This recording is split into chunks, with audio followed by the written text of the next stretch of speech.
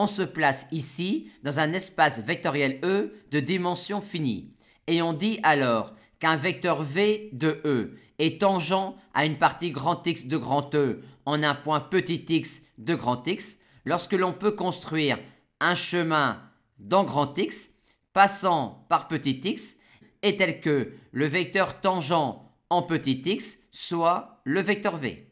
Et on formalise un tel chemin par la donnée d'une fonction gamma définie sur un intervalle moins epsilon epsilon à valeur dans grand X,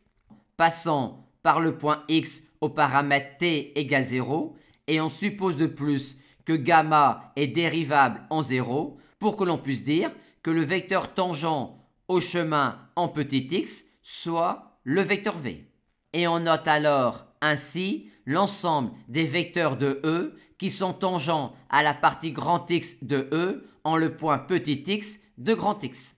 Ainsi, l'ensemble des vecteurs tangents à grand X en un point petit x de grand X est l'ensemble des vecteurs qui sont tangents en petit x à un chemin qui est dans grand X. Bien noter donc ici que pour tout réel t de l'intervalle moins epsilon epsilon, gamma t est un point de grand X, donc a fortiori un vecteur de E.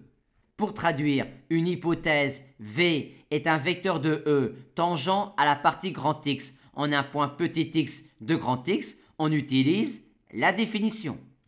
Et pour montrer qu'un vecteur V de E est tangent à grand X en un point petit x de grand X, c'est en général plus délicat, car il s'agit alors de réussir à exhiber un chemin dans grand X passant par petit x est tel que V soit le vecteur tangent à ce chemin-là en petit x. Attention, même si on traitera des situations où l'ensemble des vecteurs tangents à une partie grand X de E en un point petit x est un espace vectoriel, tel n'est pas en général le cas.